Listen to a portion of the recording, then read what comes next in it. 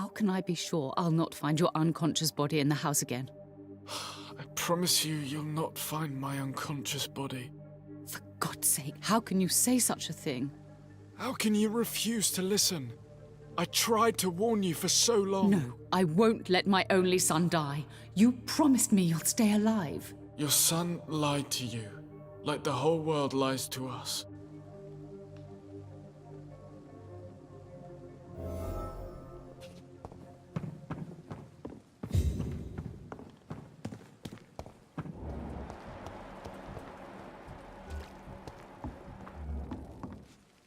Good evening, Milton. Good evening, Doctor. Still trying to save lives? What's going on between you and Nurse Hawkins? Pippa's tired. Tired of all this shit. Tired of all those corpses piling up. She's as depressed as I am. During the war, I witnessed a few couples just like you come together in difficult circumstances. It can be very damaging. Maybe you're right. But we support each other. And that's all that matters. You do realize you could both get fired. Hospital staff are not meant to have intimate relationships with one another. Come on, Dr. Reid. Do you know how many rules are broken in this hospital every day just to keep it running? There's nothing wrong with what we're doing.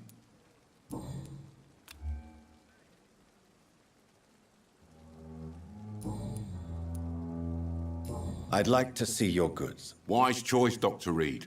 A reliable gun is what everybody needs these days.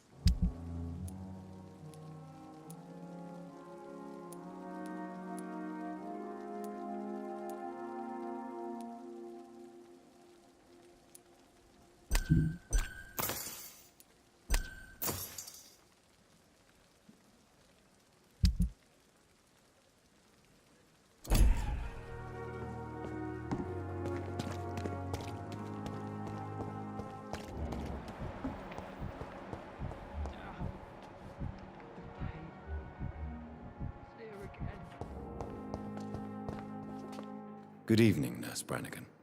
How are you tonight? Haven't you heard? Dr. Tippets is dead. Yes, I know about Corcoran's death. I'm sure Dr. Swansea will provide a solution. Dr. Swansea has asked me to replace him. Dr. Tippets, I mean. Since he considers I was already doing his job. Dr. Tippets' job. But without the official title, of course. Sorry. All of this is so sudden.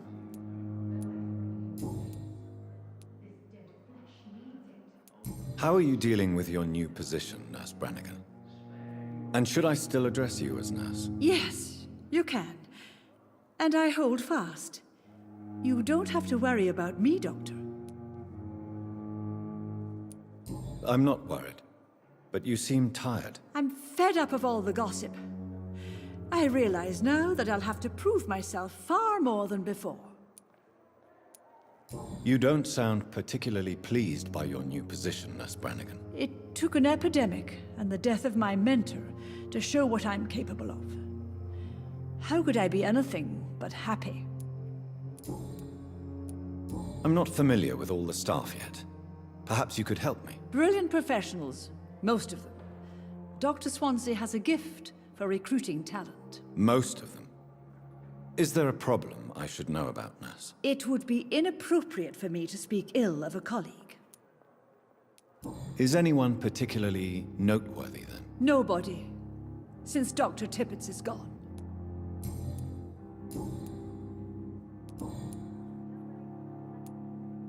Would you like to talk about the death of Dr. Tippets? Please, call it a murder. A murder inside the walls of this hospital. And no one seems to care about it. I don't sense sadness in your voice, Miss Brannigan. So what is it? Oh, I didn't even get to pay my respects. His only son came when I was sleeping. Then he was gone. The ceremony is in Birmingham. You should take some time to go to the funeral. Believe me, it's important to see our loved ones laid to rest. Mourning is a luxury I can't afford. I'm sure Corcoran would have understood. The practice meant everything to him. Tell me what Dr. Tippets did. I know his mistake caused the death of a patient. It doesn't matter anymore. Yes, he made a mistake and I covered it up. But his skills are what this hospital needs the most. Do you realize what would happen to your career if someone found out about it? From my point of view, this is exactly why Dr. Swansea appointed me. I thought about those who still needed Corcoran's skills. Perhaps you're right. We all have to live with what we've done. Your secret is safe with me. Thank you, Dr. Reid. I know I can trust you.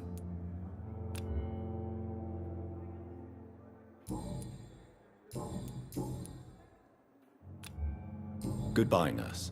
Call me if you need assistance.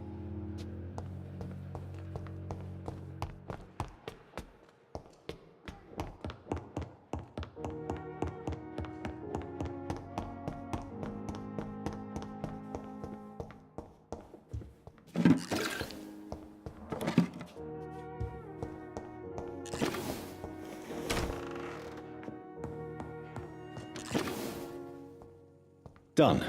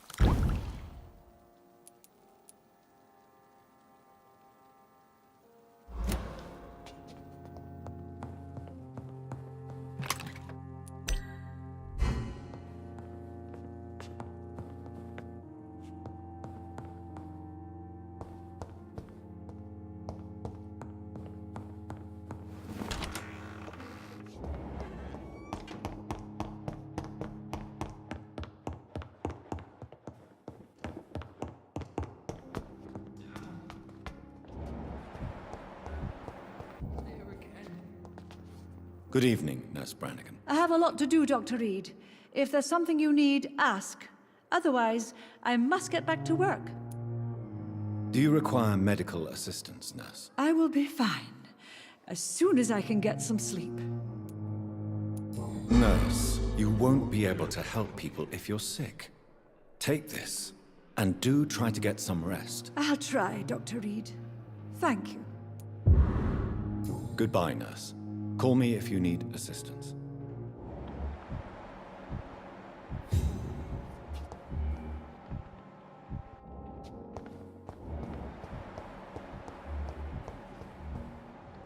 Still more coming. How can we be sure we're making a difference?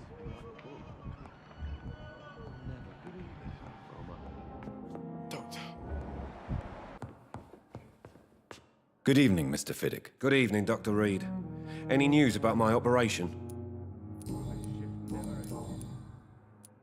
Tell me more about the death of your wife, Harvey. 1915. I was in the army, building workshops for the Royal Flying Corps.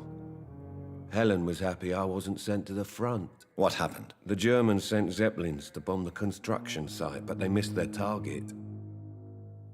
My wife was bringing my dinner when the bombs fell.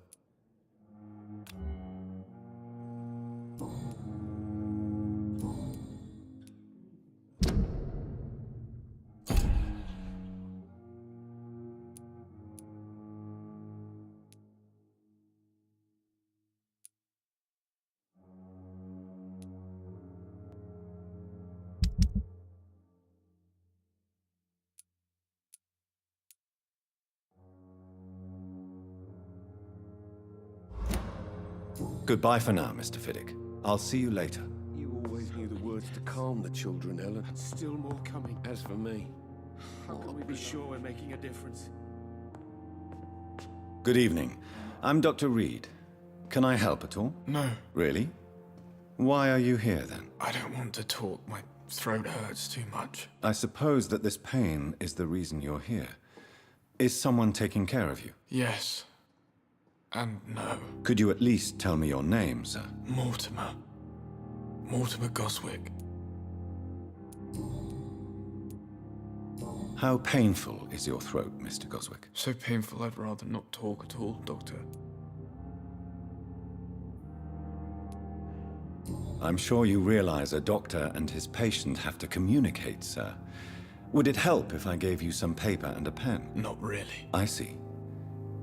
Then maybe it's not just your throat that hurts, Mr. Goswick. Perhaps your sore throat is just the consequence of something more hurtful. Yes, maybe. But I don't want to talk or even write about it now. Your medical report says you're not affected by the Spanish flu. What do you think of that, Mortimer? Does it make me happy? Not in the slightest. If it was up to me, I would have left this place long ago. I know I don't belong here. And why do you think you don't belong here? I know the staff have more important things to do than look after me. There's plenty of patients here who need their attention.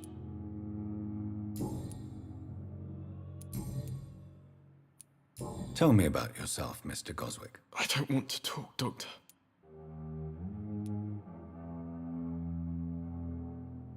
Admit it, Mortimer.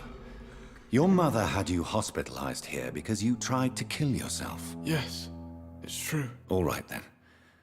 This is the first time we've really shared information about your case. Shall we call this progress? Call it what you want, Dr. Reid. You can trust me. I won't report you to the authorities. My one and only concern is your health. I guess I should thank you then. Can I help you in any way, Mr. Goswick? I wrote a letter for my mother. She was supposed to read it after my death. But I suppose she doesn't have to read it now. I see. And is this letter still near the place where you tried to take your own life? Yes. And I don't want anyone reading my last words. I mean, I'm still here. If you bring me back that letter, then perhaps we'll talk.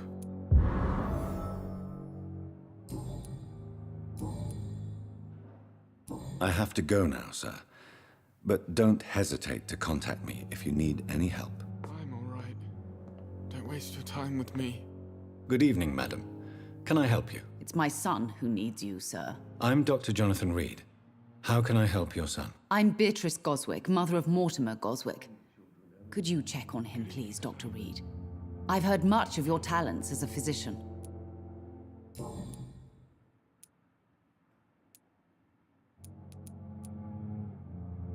I've read your son's medical report, Beatrice. It's not the flu or anything life-threatening. What has you so worried? He was at death's door when he was brought here. I just want him to be better as soon as possible. He's not out of the woods yet, you know. He might need to stay here longer than expected. Take care of him then, Dr. Reid. People here only seem to focus on contagious patients. I worry my poor Mortimer will be neglected. What can you tell me about yourself, Mrs. Goswick? Not much to say. Just take care of my Mortimer and I'll cover all the expenses. That's all that matters. Are you really that rich? Most of the patients here are of a more humble origin, if I may say so. Yes, thanks to my husband. May he rest in peace. I can cover any needed medical expenses. May I ask if you have an occupation, Mrs. Goswick? I'm a teacher by profession. I teach young women who are more ambitious about their futures than their families. What do you think of your reception here? Any complaints? I have had the uttermost reservations about this hospital since we arrived, but we had no other choice, considering the state of emergency. Is there something in particular that's bothering you? Some of the staff were not especially welcoming. I suspect they're not accustomed to dealing with patients of such social standing. Tell me more about your arrival at the Pembroke Hospital. What gave you such a bad first impression? The ambulance driver was quite rude, for a start. And that nurse, Miss Hawkins, seems to have quite a dubious attitude. What do you mean? She managed to secure a bed for my son despite the epidemic. It was a relief, but it wasn't cheap. She charged you for a bed? Yes, and I paid without question, considering the urgency of the situation. I share your concern, Mrs. Goswick. Be sure that I'll talk to the people involved. I don't expect compensation, Dr. Reid. But I'm aware such behavior would not be tolerated in other hospitals.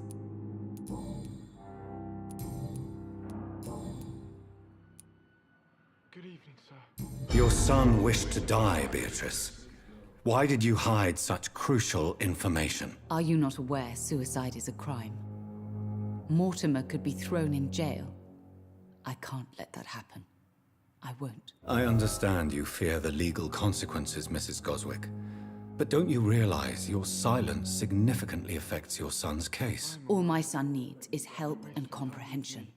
Not judgment and punishment for what he may or may not have done.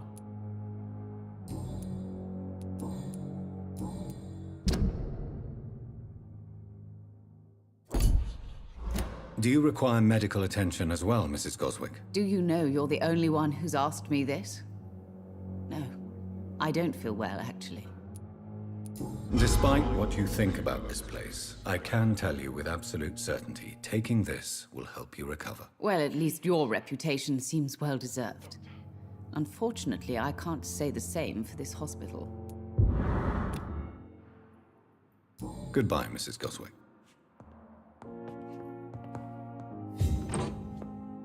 My sweet girl. Reads me like a book. Good evening, Mr. Goswick. How are you? I'm okay. Do you need any help? I'm afraid I may, sir. I don't mean to be a burden. You are not a burden, sir.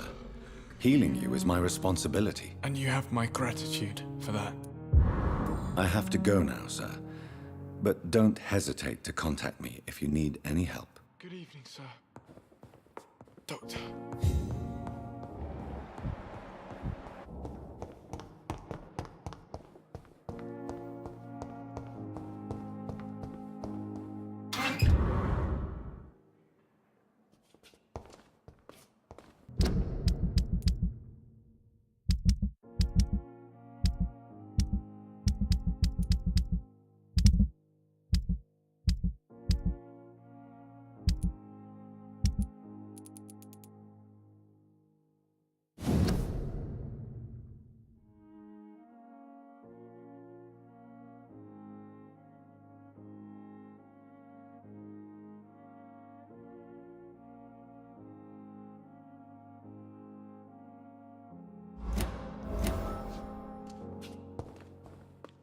Good evening, Nurse Hawkins. Good evening, Dr. Reid.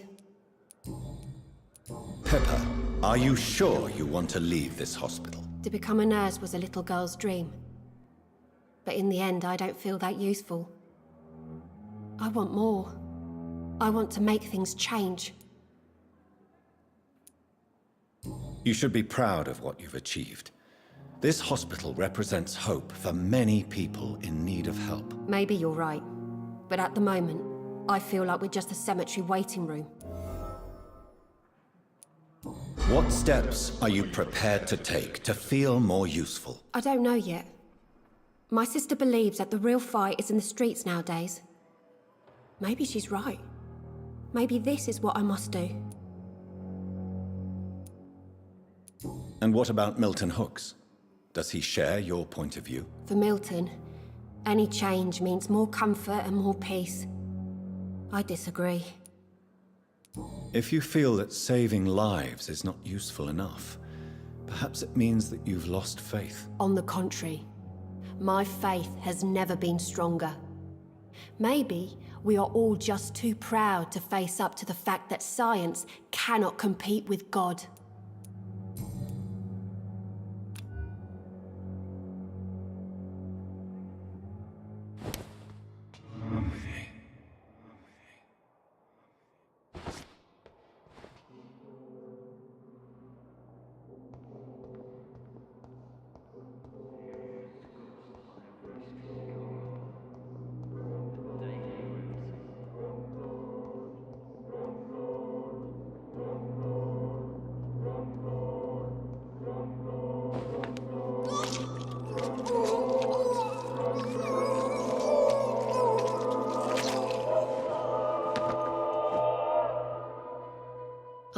I should have fled this rotten city with Milton since the first day of the contagion.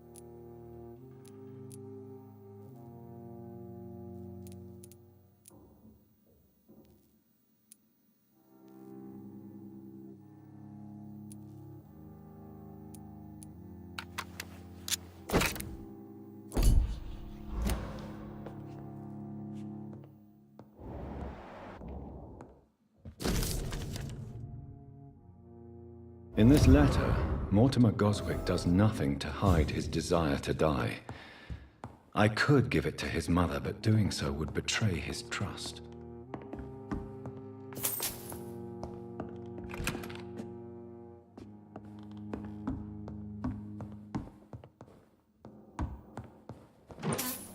It's locked.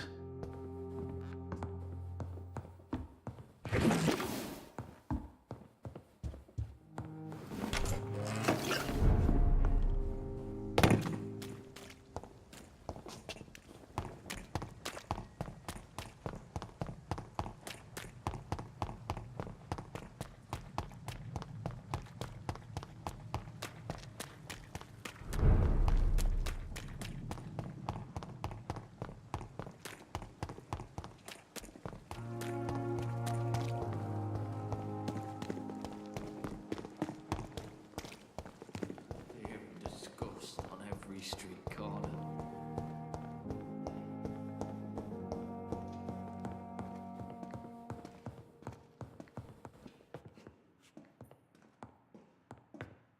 Good evening, Mr. Goswick. How are you? I'm okay.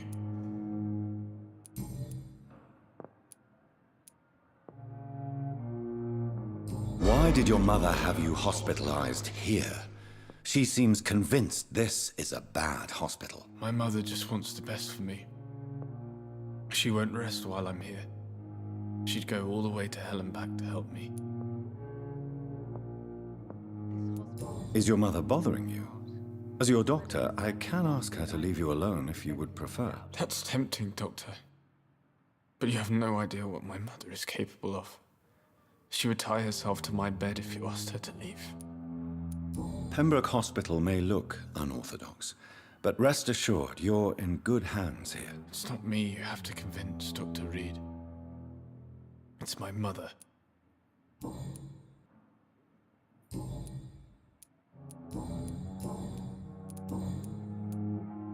I've read your letter, Mortimer. You wrote about an unbearable feeling of despair while the world crumbles around you. Tell me more about it. There's nothing more to say, really. It's hurtful, it's unbearable, and I don't ask anyone to understand what I feel.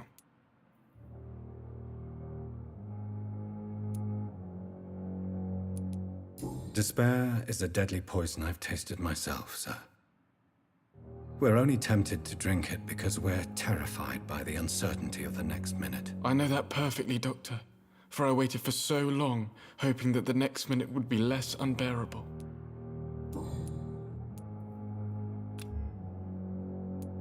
I have retrieved your letter, Mr. Goswick. I can assure you that nobody read it but me. Thank you.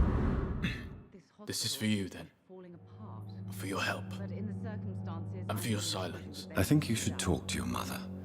It would be good for both of you. Thank you, Dr. Reid. I'll think about it.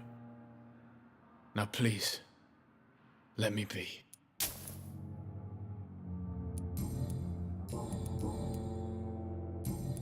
I have to go now, sir. But don't hesitate to contact me if you need any help. Good evening, sir. Good evening, Doctor. How is my son doing?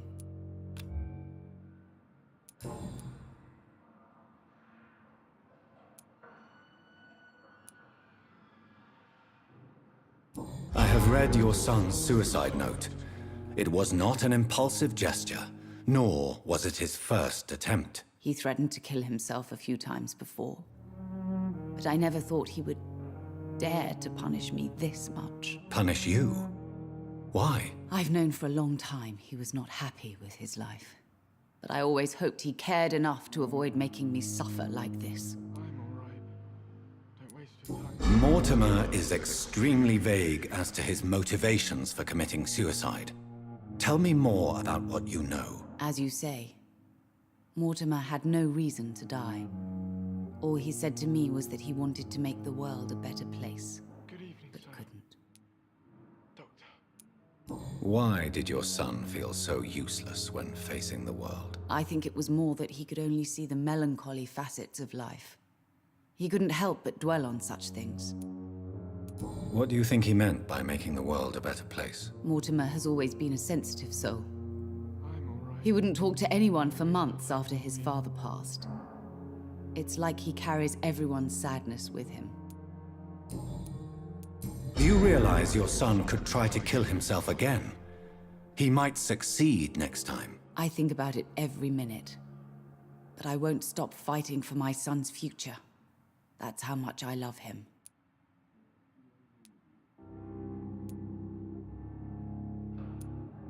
Your determination is laudable, but you are in a state of denial, Mrs. Goswick.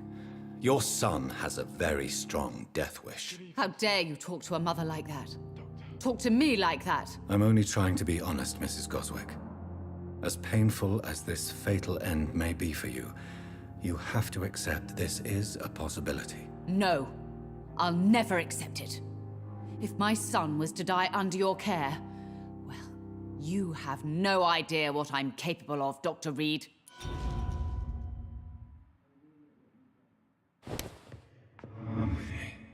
I'm all right. Don't waste your time with me.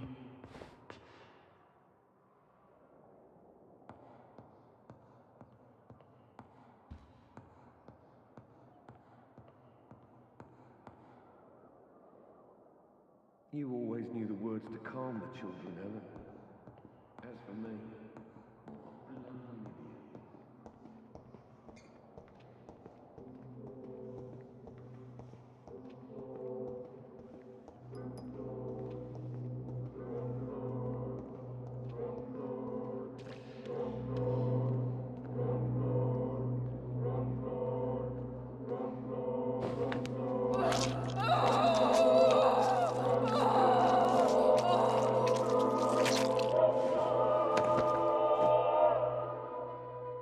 I die before my son.